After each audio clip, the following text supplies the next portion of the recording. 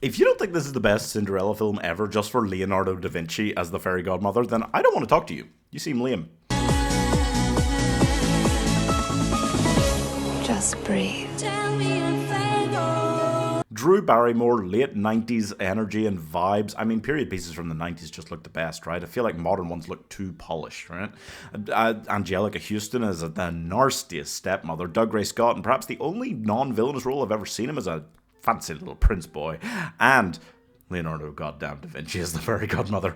This has all the fun and kookiness of an animated film while having the serious, thoughtful tone, great morality, and brilliant writing of a serious, proper live-action adaptation.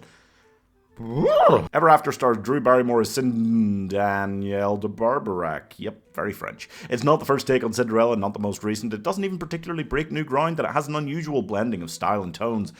But it might just be the best of the lot, and honestly, it has some of the best script writing of the 90s. I was not expecting this, I've never seen it before, I just watched it recently and went, nah. Having the evil stepmother talking about her own childhood and seeming more human than any version of the character, while also being the most viciously cruel version of that character, is incredible. And actually having a romance. How many Cinderella films can you honestly say have a romantic angle? You know?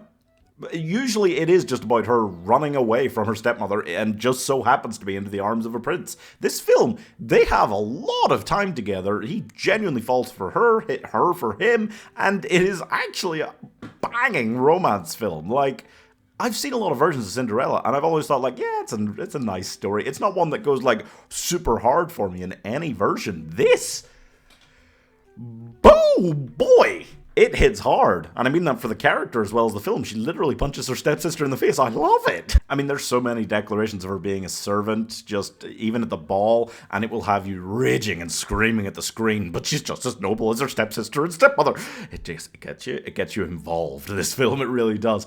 Just for Leonardo Da Vinci as the fairy godmother, it's so funny and weird and kooky. He's such a great character as well, and it is such a great ensemble cast. You've got like Melanie Linsky as the nice younger stepsister, and her whole little romantic thing she has as well. But she's also not even that nice to Cinderella because she's so brainwashed by her stepmother. Like, nuanced is the only word I can think to describe, like, how well thought out this was, how well planned. It is beautiful. I mean, Cinderella carrying the prince away from the gypsies to escape them and then ends up partying with them. Having, like, all these good, like, friends around her, it just makes sense because I just feel like this kind of character is not going to stay as good as Cinderella does in every other version. And she's not like Cinderella in every other version, but she also doesn't feel like one of those kind of like Disney live action remake ones where they're just like being a super strong female character who could like ride into battle at the head of a crowd, like no matter what. Like, she is just she just feels real. And that's the interesting thing about this. It manages to feel like the most magical fairy tale take on Cinderella while losing the music, the animal companions, and the actual magic. How does it do that? We're close to 30 years on from this, and I've yet to see a live-action take on a princess where she feels more perfect. You know? Because there are all these meek princess characters in old films, and there's the kind of modern, more like angry feminist rage thing. And I feel like this just hits the nail on the head perfectly, showing her being a true, wise leader. She is teaching the prince about morality. He's not just some perfect character. He's not just, the one man who can, fix things and he's actually a good guy. No. He's actually kind of a dick at the start, and she, through conversations with him, teaches him, and he learns, and he becomes a better person. That's what you want. That's the kind of princess character you dream of, is somebody that doesn't have to like be punching people all the time, although she literally punches someone in this film, and she doesn't have to be perfect. She is kind of like vindictive almost at times, and I am here for it because how could you not be after all these years of mistreatment? It's insane if you're not.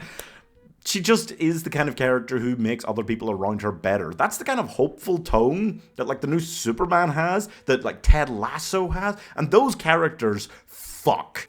Mixing that sort of character with the kind of like mildly vindictive of actually getting like secretly married just so you can surprise your evil stepmother with the most oh you're fucked now moment ever.